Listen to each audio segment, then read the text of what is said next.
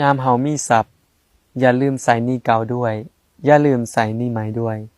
อย่าลืมฝังลงไว้ในใต้ดินด้วยอย่าลืมทิ่มลงเหวด้วยฉะนั้นโภคทรัพย์เหล่านี้มันจึงจะเป็นการใช้โภคทรัพย์ที่บ่สูญเปล่าเป็นการใช้โภคทรัพย์ที่ถูกต้องเป็นการใช้โภคทรัพย์อย่างคนมีปัญญา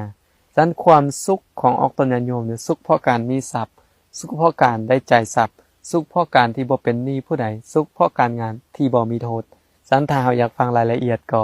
มาฟังคลิปวิดีโอนี้เลย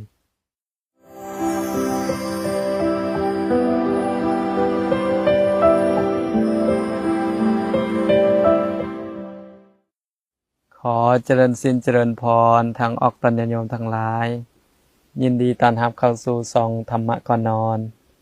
มื้อนี้อาตมาก็จะได้นำหลักธรรมมากล่าวสู่ออกตนญาติโยมทั้งหลายได้สดับรับฟังว่าด้วยหลักธรรมที่เอิ้นว่ามีเงินคำนั้น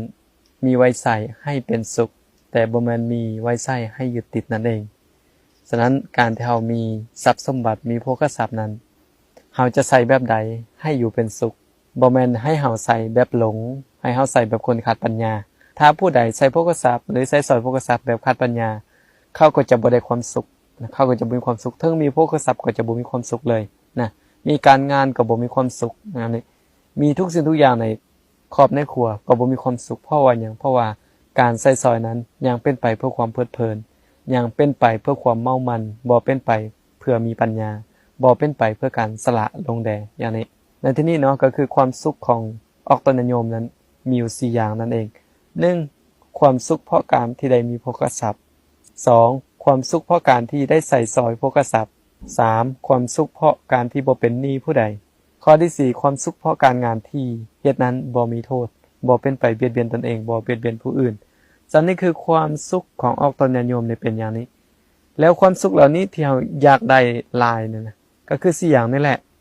แล้วก็เราจะได้ความสุข4อย่างเหล่านี้เราต้องมาเฮ็ดใน4อย่างนี้แล้วเราจะได้อีก4อย่างตัวนี้คือหยังคือเราต้องเป็นคนขยัน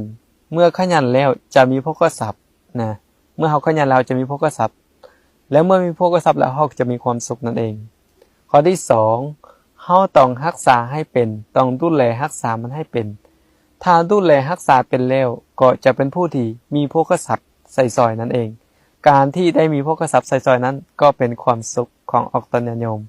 3เป็นผู้ที่คบหาหมู่เพื่อนที่ดีการคบหาการสมาคมหากับคนดีๆนั้นก็จะเฮ็ดให้เฮานั้นบ่เป็นหนี้เป็นสินกับผู้ใดนะบ่เป็นโทษบ่เป็นศัตรูกับผู้ใดเพราะการที่เฮามีหมู่เพื่อนที่เป็นบัณฑิตนั้นหมู่เพื่อนที่เป็นบัณฑิตนั่นแหละจะชักชวนเฮาไปหาเงินหาคำสร้างเนื้อสร้างตนเองให้อยู่ดี